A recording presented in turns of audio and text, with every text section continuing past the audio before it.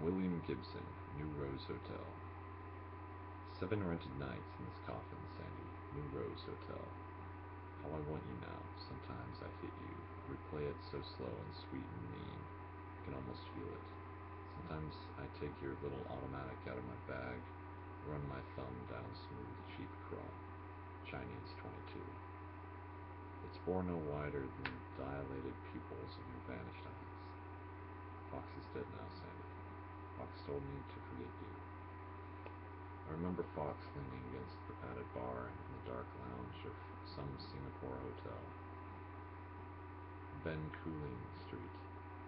His hands describing different spheres of influence, internal rivalries in the arc of a particular career, a point of weakness he had discovered in the armor of some think tank. Fox was a point man in the Skull Wars, a middleman for corporate crossovers. He was a soldier in secret skirmishes of the Zeitblitzes, this multinational corporations that control entire economies. I see Fox grinning, talking fast, dismissing my ventures into intercorporate espionage with a shake of his small head. The edge, he said. You have to find that edge. He made you bear the capital E. The edge was Fox's grail, that essential fraction of sheer human talent, non-transferable, locked in that essential fraction of human talent, locked in the skulls of the world's hottest research scientists. You can't put edge down on paper, Fox said. You can't put edge into a diskette. The money was in corporate defectors. Fox was smooth, the severity of his dark French suits offset by a boyish forelook that wouldn't stay in place. I never liked the way the effect was ruined when he stepped back from the bar, his left shoulder skewed at an angle no Paris tailor could conceal. Someone had run him over with a taxi in Bern, and nobody quite knew how to put him back together again. I guess I went with him because he said he was after that edge. And somewhere out there, on our way to find the edge, I found you, Sandy. The New Rose Hotel is a coffin rack on the ragged fringes of Narita International. Plastic capsules in a meter high and 3 long, stacked like surplus Godzilla teeth in a concrete lot off the main road to the airport. Each capsule has a television mounted flush with the ceiling. I spend whole days watching Japanese game shows and old movies. Sometimes I have your gun in my hand. Sometimes I can hear the jets, laced into holding patterns over Narita. I hold my eyes, close them, and imagine the sharp white contrails fading, losing definition. You walked into a bar in Yokohama the first time I saw you, Eurasian, half Cajun, long-hipped and fluid in a Chinese knockoff, some Tokyo designer's version. Dark European eyes, Asian cheekbones. Remember you dumping your purse out onto the bed, later in some hotel room, pawing through your makeup, a crumpled wad of new yen, dilapidated address book held together with rubber bands, a Mitsubishi bank chip, Japanese passport with a gold chrysanthemum stamped on the cover, and the Chinese 22. You told me your story. Your father had been an executive in Tokyo, but now he was disgraced, disowned, cast down by Osaka, the biggest Zaibatsu of all. That night your mother was Dutch, and I listened to you spun out on the summers in Amsterdam for me. The pigeons in Dam Square like the soft brown carpet. I never asked what your father might have done at earnest disgrace. I watched you dress, watched the swing of your dark straight hair. I would cut the air. Now Osaka, it's me. The coffins of New Rose were racked in recycled scaffolding, steel pipes under bright enamel, paint flakes away when I climbed the ladder, falls with each step as I follow the catwalk. My left hand counts off the coffin patches. There are multilingual decals warning of fines levied for the loss of the key. I look up as the jets rise out of Narita, passage home, distant now as any moon. Fox was quick to see how we could use you, but not sharp enough to credit you with ambition.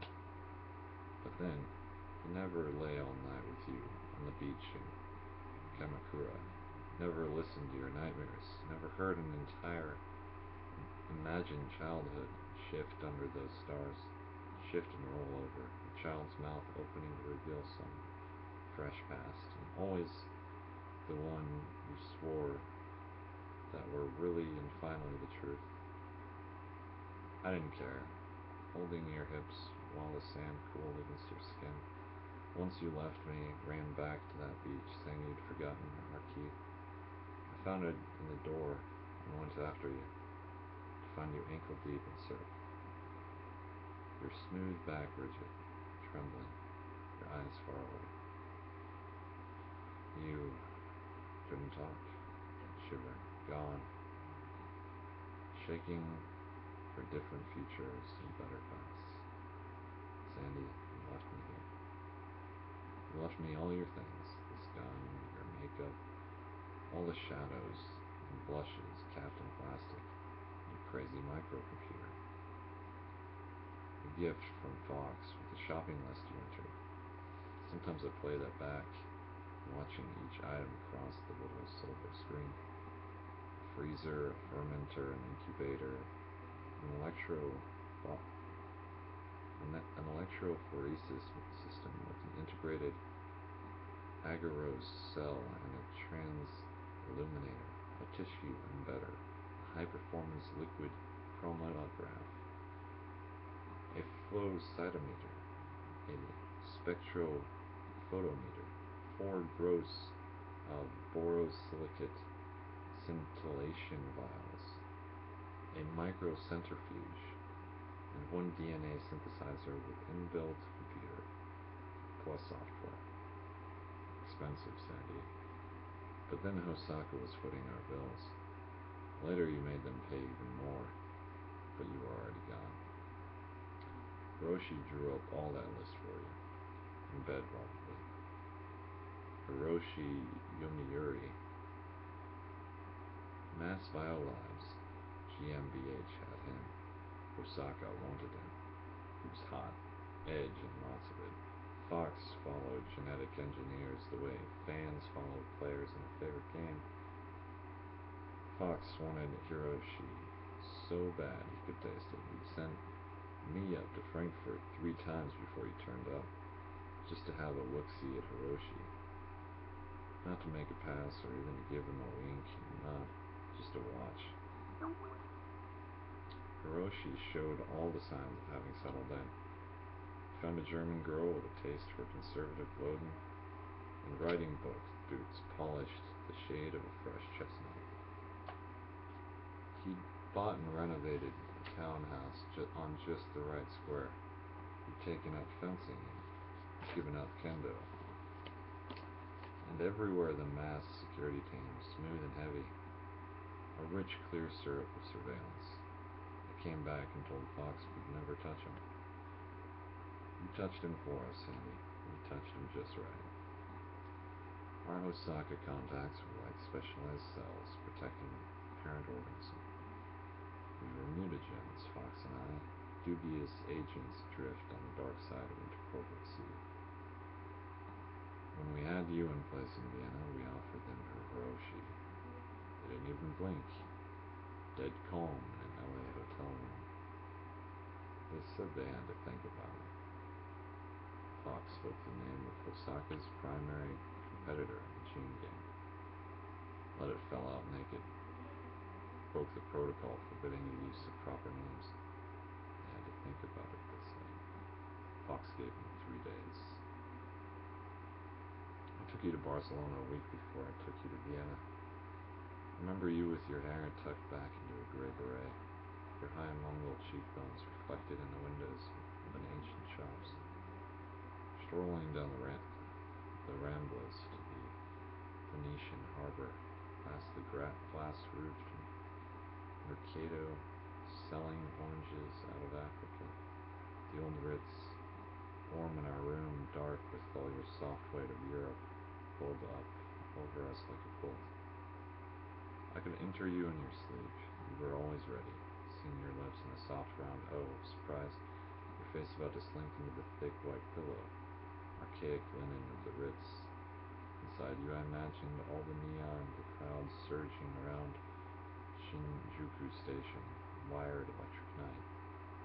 You moved that way. Rhythm a new age, dreamy and far from any nation's soil. When we flew to Vienna, I installed you in Hiroshi's wife's favorite hotel. Quiet, solid, the lobby tiled like a marbled chessboard, with brass elevators smelling of lemon oil and small cigarettes. It was easy to imagine her there. The highlights on her riding boots reflected in polished marble, but she knew she wouldn't be coming. Along, not this trip. She was off some Rhine-tan spa, and Hiroshi was in Vienna for a conference. When Maas security flowed in to scan the hotel, you were out of sight. Hiroshi arrived an hour later, alone. Imagine an alien, Fox once said. He's come here to identify the planet's dominant form of intelligence. The alien has a look, then chooses. What do you think he picks? I probably shrugged. The Zaiwutsis, Fox said. Multinationals. The blood of the Zaibotsu is information, not people. The structure is independent of the individual lives that comprise it. Corporation as life form, not the edge lecture again, I said. Maas isn't like that, he said, ignoring me. Maas was small, fast, ruthless, and atavism. Maas was all edge. I remember Fox talking about the nature of Hiroshi's edge, radioactive nucleuses, monoclonal antibodies, something to do with the linkage of proteins, nucleotides. Hot, Fox called them hot proteins. High-speed links. He said Hiroshi was a freak, the kind who shatters paradigms, inverts the whole field of science, brings on the violent revision of an entire body of knowledge. Basic patents, he said, his throat tight with the sheer wealth of it, with the high, thin smell of tax-free. Millions that clung to those two words. Osaka wanted Hiroshi, but his edge was radical enough to worry them. They wanted him to work in isolation.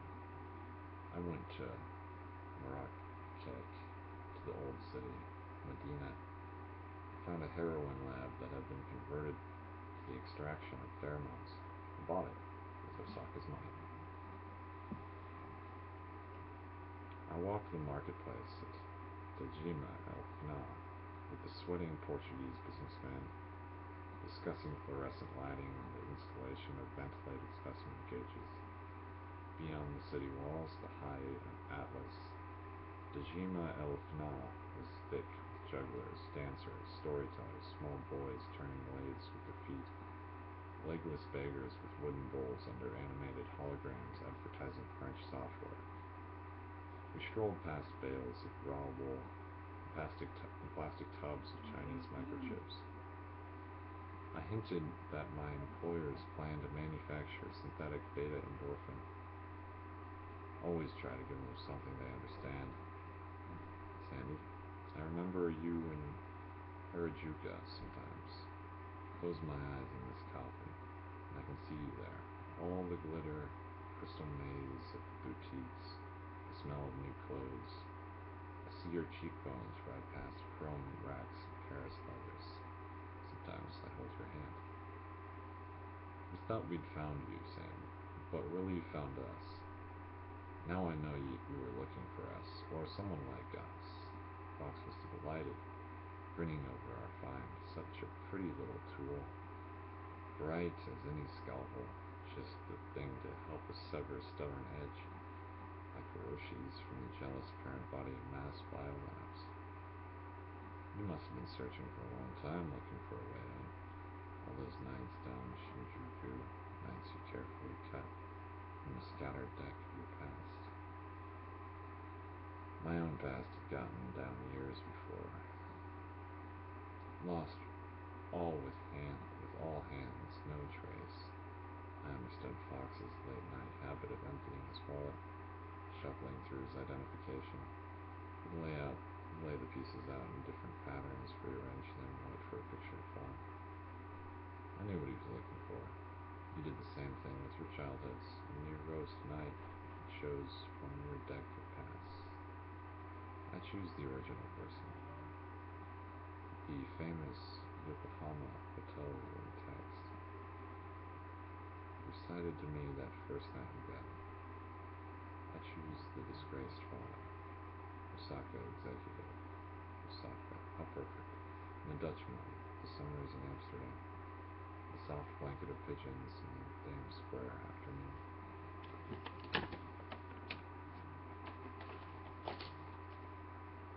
I came in out of the heat of Marrakech into the Hilton Hotel air conditioning. Wet shirts clinging cold to the small of my back while I read the message you'd relayed through Fox. You were in all the way. Hiroshi would leave his wife. It wasn't difficult for you to communicate with us. Even through clear, tight film of mass security, you'd show Hiroshi that perfect little place for coffee and kip curl. Her favorite waiter was white-haired, kindly walked with a limp, and worked for us. You left your message under the linen napkin. All day today I watched a small helicopter cut a tight grid across this country of mine. The land of my exile, the New Rose Hotel. Watched from my hatch as its patient shadow across the grease-stained concrete. Close, very close. I left Marrakech for Berlin. I met with a Welshman in a bar and began to arrange for Hiroshi's disappearance. It would be a complicated business, intricate as the brass gears and sliding mirrors of Victorian stage music. But the desired effect was simple enough. Hiroshi would step behind the hydrogen cell Mercedes and vanish. A dozen masked agents who followed him constantly would swarm around the van like ants. The mass security apparatus would harden around his point of departure like epoxy. They know how to do business promptly in Berlin. I was even able to arrange a last night with you. I kept it secret from Fox. Might not have approved. Now I've forgotten the town's name. I knew it for an hour on the Autobahn under a gray, rainish sky and forgot it in your arms. The rain began. Sometime toward morning, our room had a single window, high and narrow, where I stood and watched the rain purr from the river with silver needles. Sound of your breathing.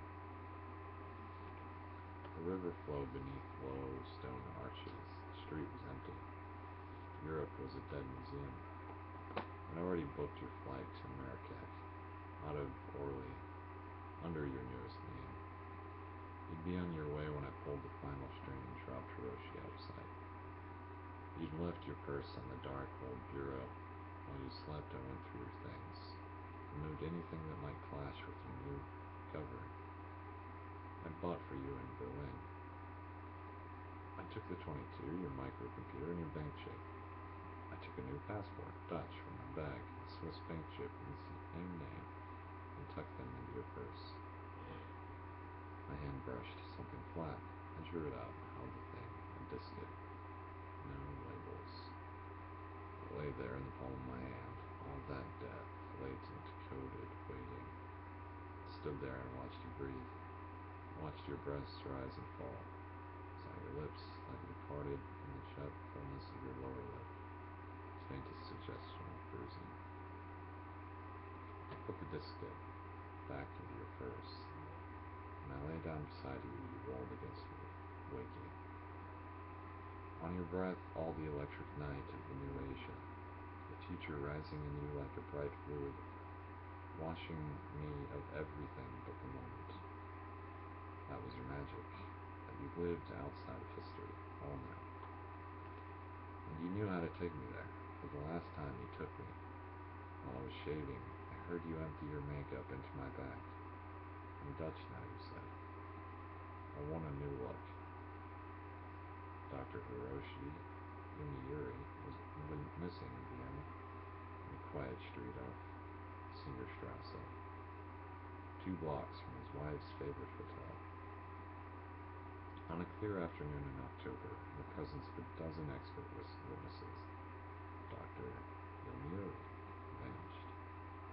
He stepped through a looking glass, somewhere off stage, the oiled clay of Victorian clockwork. I sat in a hotel room in Geneva and took the washman's call. It was done. Hiroshi down my rabbit hole and headed for Marrakech. I poured myself a drink and thought about your legs. Fox and I met in Merida a day later in the sushi bar in the Chal terminal. You just stepped off the Air Morocco jet, exhausted and triumphant. Loves it there, he said, meaning Hiroshi. Loves her, he said, meaning you. I smiled. You'd promised to meet me in Shinjuku in a month. Your cheap little gun in the New Rose Hotel, a la Chrome, is starting to peel. The machining is clumsy, blurry Chinese stamped into rough steel. The grips are red plastic molded with the dragon on either side, like a child's story. Fox ate sushi in the jail terminal, high on what we'd done. His shoulder had been giving him trouble, but he said he didn't care. Money now for better doctors, money now for everything. Somehow it didn't seem very important to me, the money we'd gotten from Osaka. Not that I doubted our new wealth, but that last night with you had left me convinced that it all comes to us naturally. In the new order of things, as a function of who and what we were. Poor Fox, with his blue Oxford shirts crisper than ever, his pair of suits darker and richer, sitting there in jail, dabbing sushi into a little rectangular tray of green horseradish. He had less than a week to live. Dark now, and the coffin racks of New Rose are lit all night by floodlights, high on painted metal masts. Nothing here seems to serve its original purpose. Everything is surplus, recycled, even the coffins. 40 years ago, these plastic capsules were stacked in Tokyo or Yokohama, a modern convenience for a traveling businessman. There your father slept in them. And the scaffolding was new. It rose around the shell of some mirrored tower in McKinsey, swarmed over by crews of builders. The breeze tonight brings the rattle of pachinko parlor, the smell of stewed vegetables from the pushcarts across the road. I spread crab-flavored krill paste on orange rice crackers. I can hear the planes. Those last few days in Tokyo, Fox and I had adjoining suites in the 53rd floor of the Hyatt. No contact with Osaka. They paid us, then erased us from the official corporate memory.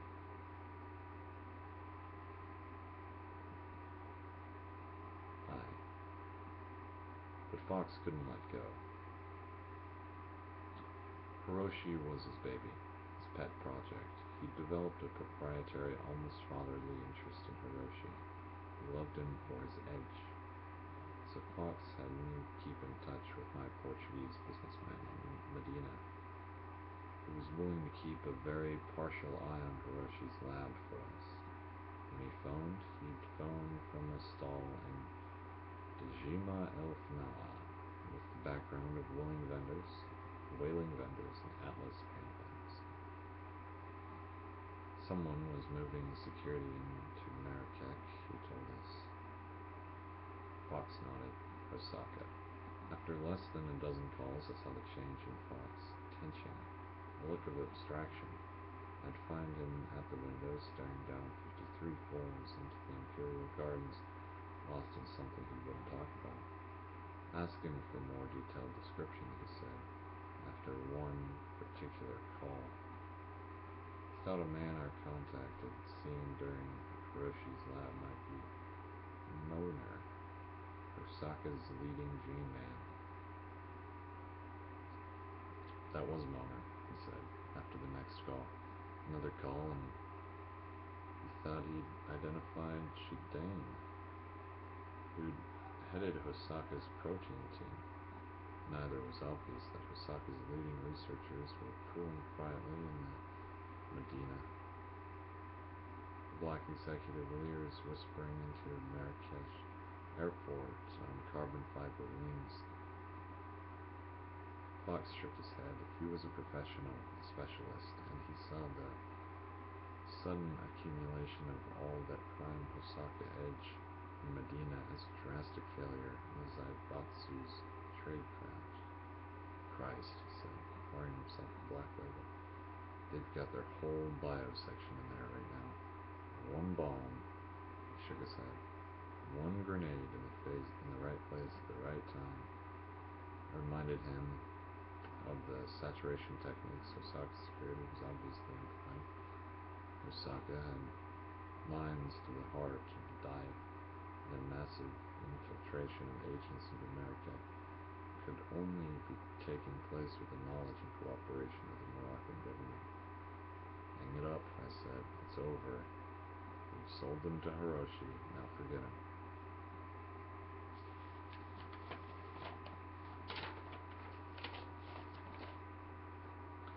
I know what it is, he said. I know. I saw it once before. Said there was a certain wild factor in lab work, the edge of edge, he called it. When a researcher develops a breakthrough, others sometimes find it impossible to duplicate the first researcher's results. This was even more likely with Hiroshi, whose work was against the conceptual grain of his field. The answer often was to fly the breakthrough boy from lab to corporate lab for a ritual laying on of hands. A few pointless adjustments in the equipment and the process would work. Crazy thing, he said. Nobody knows why it works that way, but it does. He grinned. But they're taking a chance, he said. Bastards told us they wanted to isolate Hiroshi. Keep him away from their central research thrust. Balls. Bet your ass there's some kind of power struggle going on in Hosaka research. Somebody big flying his favorites in and rubbing them all over Hiroshi for luck. When Hiroshi shoots the legs out from under genetic engineering, the Medina crowd's going to be ready. He drank his scotch and shrugged. Go to bed, he said. You're right, it's over. I did go to bed. The phone woke me. Marrakech again. The white static of a satellite link. A rush of frightened Portuguese. Osaka didn't freeze out credit. They caused it to evaporate. Fairy gold. 1 minute we were millionaires in the world's hardest currency, and the next we were paupers. Awoke Fox. Sandy, he said. She sold it out. Mass security turned her in Vienna. Sweet Jesus. I watched him slit his battered suitcase apart with a Swiss Army knife.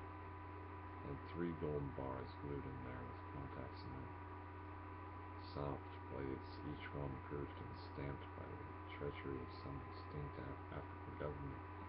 I should have seen it, he said, his voice held. I said no. I think I said your name. Forget her, he said. Osaka wants us dead. We'll assume we crossed them. Get on the phone and check our credit. Our credit was gone. Then they denied that either of us had ever had an account. All ass, Fox said. We ran out of service door, into Tokyo traffic, and down into Shinjuku.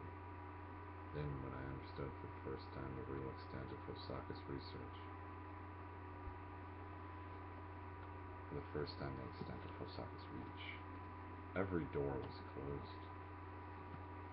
People we'd done business with for 2 years saw us coming, as these steel shutters slammed behind their eyes.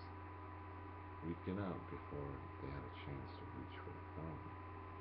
The surface tension of our underworld had been tripled, and everywhere we'd meet that same taut membrane and be thrown back. No chance to sink, to get out of sight. Osaka let us run for most of that first day. Then they sent someone to break Fox's back a second time. I didn't see them do it, but I saw him fall. We were in Ginza department store an hour before closing. I saw his arc off that polished mezzanine down all the wares of the New Asia. They missed me somehow, and I just kept running. Fox took the gold with him, but I had 100 new yen in my pocket. I ran, all the way to the New Rose Hotel. Now it's time. Come with me, Sandy. Hear the neon humming in the road to Narita International.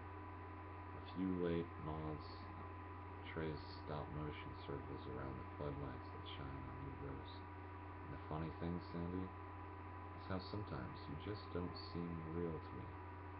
Fox once said you were ectoplasm, a ghost called up by the extremes of economics. Ghost of the new century, congealing on 1,000 beds in the new world's highlights, the world's Hiltons.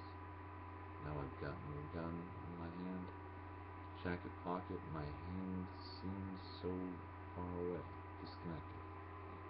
I remember my Portuguese business friend, forgetting his English, trying to get it across in 4 languages I barely understood. And I thought he was telling me that the Medina was burning. Not the Medina. The brains of Osaka's best research people. Plague, he said. He was whispering. My businessman. Plague, and fever, and death. Smart Fox. He put it together on the run. I didn't even have time to mention finding the diskette in your baggage room. Someone had reprogrammed the DNA synthesizer, he said.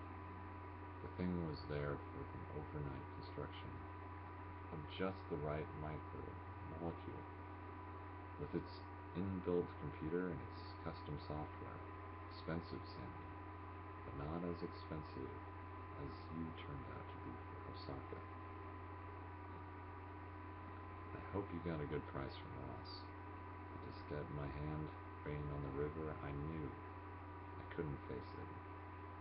I put the code for that meningeal virus back into your purse and lay down beside you. So Moner died, along with other Osaka researchers, including Hiroshi. Dan suffered permanent brain damage. Hiroshi hadn't worried about contamination. The proteins he punched were harmless, so the synthesizer hummed to itself all night long.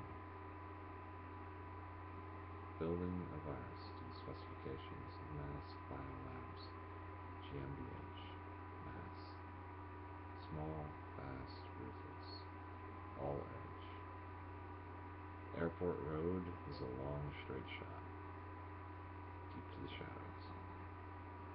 I was shouting at the Portuguese voice. I made him tell me what happened to the girl, to Hiroshi's woman.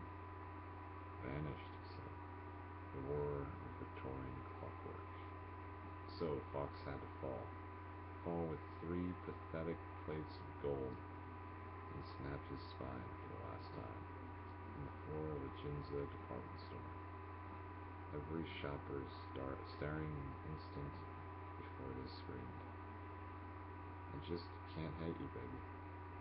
And Osaka's helicopter is back. No lights at all.